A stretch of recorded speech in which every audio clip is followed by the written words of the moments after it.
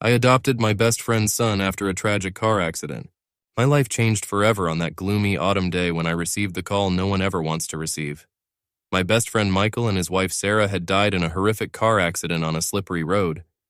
The world around me seemed to stop as I realized I would never hear Michael's laugh or see Sarah's warm smile again. Michael and I had been inseparable since first grade. We went through childhood adventures, teenage dramas, and growing up together. I was the best man at his wedding to Sarah, whom I had introduced to Michael back in high school. They were the perfect couple. He was a creative artist, she was a pragmatic accountant. Together, they created an amazing balance. When their son Alex was born, I became his godfather. Throughout all 11 years of his life, I was there, at birthdays, school plays, sports events.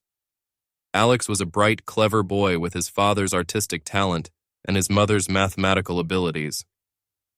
After the tragedy, Alex initially lived with his paternal grandparents, but they were already elderly, both in their 70s, and needed help themselves.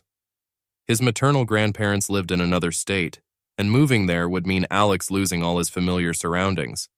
I had never planned on having children. I was quite content being the cool uncle to Alex and my other friends' kids, but when it became clear that the boy needed a permanent home, I felt I couldn't stand aside.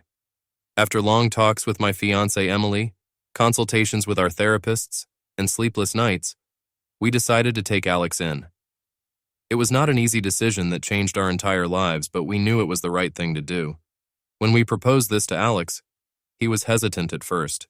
It turned out he had overheard me once saying I didn't want children, and he was afraid I would hate him for having to raise him. My heart broke at the thought that he could think that way. I sat next to Alex, took his hands, and said, "Listen, buddy, I can never replace your mom and dad. They were incredible people, and I know how much you love and miss them. But I want you to know, I love you with all my heart. Your parents made me your godfather because they knew I would always be there for you and take care of you. I could never hate you. On the contrary, I'm happy that you'll be living with us." The first months were extremely difficult. Alex often woke up in the middle of the night from nightmares, calling for his mom and dad. His grades at school dropped sharply. He became withdrawn and quiet. We found a great child psychologist for him, and gradually Alex began to open up. Emily turned out to be a real angel.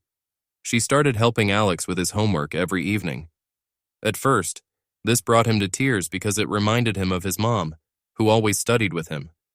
But over time, these evening sessions became their special ritual, a moment of bonding. We tried to create a stable and loving environment for Alex. Together with a lawyer, we organized a trust fund with the money left by his parents and insurance payouts. This fund will secure his education and the start of his adult life. There were many challenging moments. Alex sometimes rebelled, yelled at us, blamed us for his parents' death. In such moments, we just hugged him, let him cry it out, and reminded him that we love him no matter what. Gradually, we became a real family. Alex started drawing again.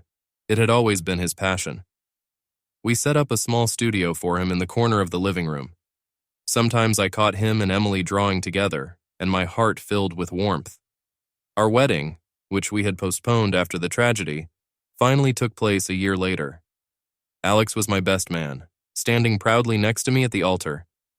In his eyes, I saw a mixture of joy and sadness.